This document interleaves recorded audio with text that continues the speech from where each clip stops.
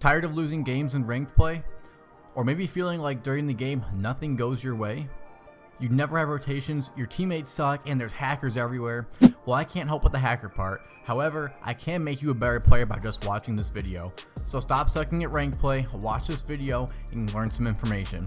What's going on, guys? Today I got you guys a video going over why you suck at ranked play, and today I'm going to touch on a few brief topics, and I'm going to go into each game mode specifically and give you guys hints and tips and tricks that you guys can use to succeed in your ranked play games.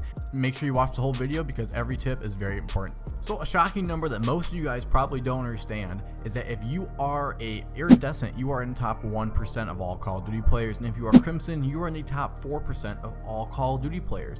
Now stretch that out to diamond, you're in the top 12% of Call of Duty players. And hitting diamond is such a rare thing in Call of Duty, so you should be proud of hitting diamond, plat, anything around that area. The average player is silver, with 33.7% of players being in silver, 17% being in bronze, 23% being in gold, 13% in platinum, 7.4% in diamond. The biggest issue is getting out of that silver and gold area and getting into platinum and diamond, and I guarantee the tips that I give you today will get you from those ranks into these ranks. So if you are a crimson, you might be able to learn something from this video. However, I'm a diamond trying to give advice to people below me, so if you are above me, you might be able to give me advice after this video as well. I'm definitely not afraid to learn. So you need to grab the best class loadouts possible, and here are a few of my favorite class loadouts that I've been using. My favorite tag class right now, I'm running the Tundra Pro Barrel with the VLK Kolos Flash Hider, the FSS Shark Fin 90, the FSS Combat Grip, and the Brute Stock. And this is more of my slower pace, like I'm trying to gun people down. I'm not going to be in people's faces.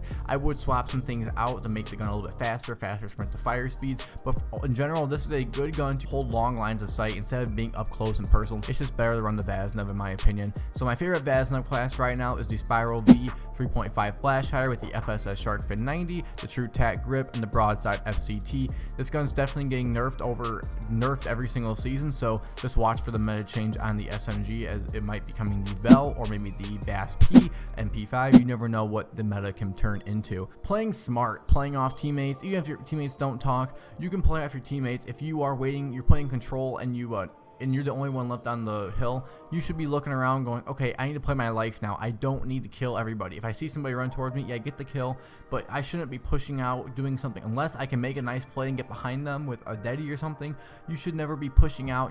Facing a 1v4 is basically what you should be avoiding. You should wait for your teammates. Maybe your teammates can get a kill with an AR and a line of sight that you can't get with an SMG. Play smart, play whatever position you were playing, and then play off your teammates, because even if they don't talk, you can still play off of them. Rotations, just freaking rotate. If you go with 30 seconds and you're on the hill, you should be pushing through. I'll get to this topic later, but holding line of sight is so powerful. If you can just hold a line of sight, sometimes your teammates can get to the hill and they can actually play on the hill. You don't have to be on the hill to be playing the objective. You have to remember that. Especially people now, they think it's some god tier thing to always say, oh hey, look at my hill time. How many kills did I get off the hill on people trying to reach the hill before I killed them before they even got there? So you didn't have to do anything. You just got free time on the hill. All right, let's dive into the first major game mode. Is Hardpoint. A lot of Hardpoint in ranked mode. You want to move spawns towards the next Hardpoint. Say you're playing Hydro Hardpoint and you're playing off P2. Once it becomes 30-35 seconds, you should start pushing out. Again, you basically by 20 to 15 seconds, you want to get all these kills, and hopefully your guy on hill can still get the kills as they spawn behind you real quick.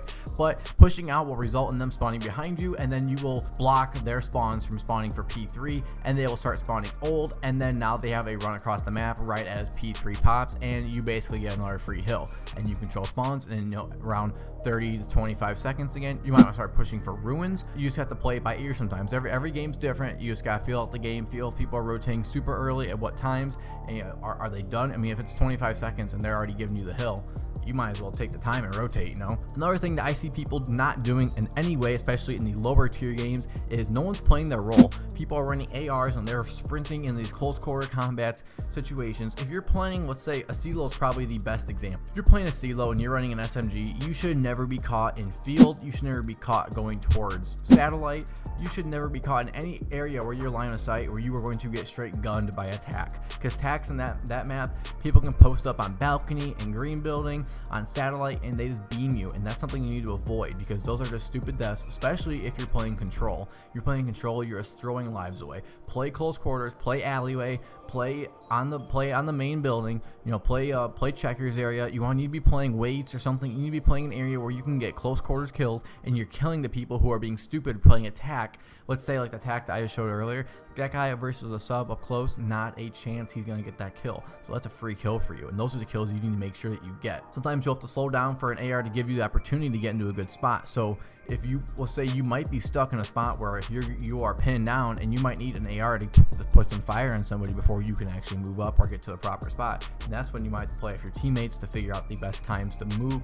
And you might have to watch them if they're not talking. Maybe you see the guy's about to post up on top AC on B on a CeeLo, and okay, now I can probably push up to the middle wall, or I can push towards alleyway. You can figure something out. Watch how pro players move. Just watch the mini map. Figure out, okay, I'm gonna watch, let's say Shotzi, and Shotzi's running a sub on this map. And watch how he moves the map, and then watch how Dashy moves the map, and you'll see a major difference in the way that both players move the map. AR should be holding the line to sight. You can control a game by holding the mid van at like Mercado. If you are playing Mercado and you are running attack, you should be running a sentry gun attack basically and holding the mid lane, depending on the hill of directions and stuff. Back alley, holding these long lines of sight where these people, even with attack, are gonna have to contest you to win. And if you hold Godheady, you hold van, you hold back alleys, and you hold top 10, these are the spots you need to have these power positions down, and you just need to run them. Run top balcony, grandma's house balcony. Enemy knowing that you're on van when they're trying to hit P3 on Mercado, that makes them want to go hedges. So that makes them have to run all the way around there, and let's say that they do and they kill you. That means that they were spending probably 5 or 10 more seconds trying to kill you before they even got to the hill, and now they still have to break the hill because you just spawned back there, or you spawned out and you already have rotations for next. So there's always a win-win in these situations. And last but not least, for Hardpoint, control the area. 3 seconds of time is not worth risking your life. So basically I'm saying if your team goes 3 down and you're, let's say, top 10 in Mercado, instead of pushing and dying immediately, you should be holding a line of sight, trying to get at one piece, maybe wait for your teammates to get back there. Let's say it's a 3v1 on hill right now. Don't do it. Hold the guy, maybe the guy pushes top 10 and you get that kill real quick, and your teammates come through, get the 2 on the bottom, and it's a 4v2 at that point, and it's you get take hill, rotate, boom. It's really easy, guys. This stuff's really simple. Playing on control, you need to play together. Control is it's such a hard game. Search and destroy is not as hard as control because control is just so fast and it can happen immediately. You can team wipe somebody with 3 people, even 2 people, and the whole game can be over. Play together. Don't continue throwing lives away randomly by running into enemies. Guys on a line of sight, take a different route. Try to play off your teammates. Maybe flash stun. You always throw your attacks, guys. Always throw the flash stun. If you die with a flash or stun, you are keeping their trophy systems up and you are hurting your team massively. On control, get the kills first. Get the person out of the power position. Get the person out of top bed on hotel. Do not let them hold down top bed. The point is never wide open. Unless 2 guys down, there's a good chance there's going to be a hole somewhere. If there's 3 guys down, you should be on the hill and kill the 4th guy, and then you basically are going to have the control point after that. You should be done and you should have the hill. Search and destroy, you need to have a game plan. If it doesn't have to be your team, you need to have a game plan. Let's say we're on offense and embassy, I'm playing a sub, so I flash P3, then dive the sign, and I hold mid for the plant. Good things happen when you have a game plan. Let's say it doesn't work, change it up.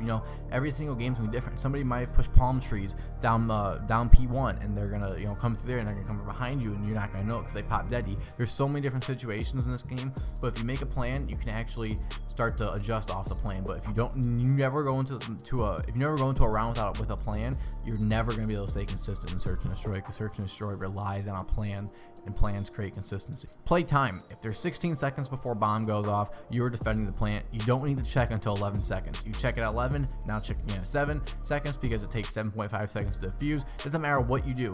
That guy is stuck on the bomb for 7 seconds or 7.5 seconds, then it's a game over. You can run to him and knife him. You basically can do whatever at that point. There's no way you lose that round. Just hit your routes, hold your line to sight, and catch people getting too aggressive, and you're going to get easy picks, and you're going to be in a 4v3 situation right away. Don't be the one who's over aggressive unless you really, really know what you're doing. I think the best way to play search is always to play a bit more passive, and especially on defense, make the enemy plant the bomb. Do not die without the bomb being planted, because that just the enemy has to basically push up to a bomb site and plant the bomb. So they are going to have to expose themselves at some point. So at some point it's going to be, let's say there's 4v4, so it will be a 3v4 with somebody playing the bomb. So you know at that point that you're going to have numbers advantage, and you're also going to know exactly where one person is and probably 2 to 3 people. So then you know where everybody's at, and then they're gonna have to hold you. But it does switch at that point. But making them plant the bomb makes them expose themselves for you to get killed doing something stupid. So I hope these tips did help you guys out. These are pretty some basic stuff, and I think most people overlook this stuff, and they actually take a lot of this stuff for granted. When you start thinking about the stuff in your games, you will find major differences in your gameplay, and you will find that you're going to be winning a lot more games because you're just trying to play smarter and you're not trying to play harder. It doesn't matter sometimes about kills, it doesn't matter about playing as a team and playing together and playing the smart play. So with that, I hope you guys all enjoyed the video. Drop a like and subscribe if you have not already, and hope you guys all have a wonderful day. Thank you guys.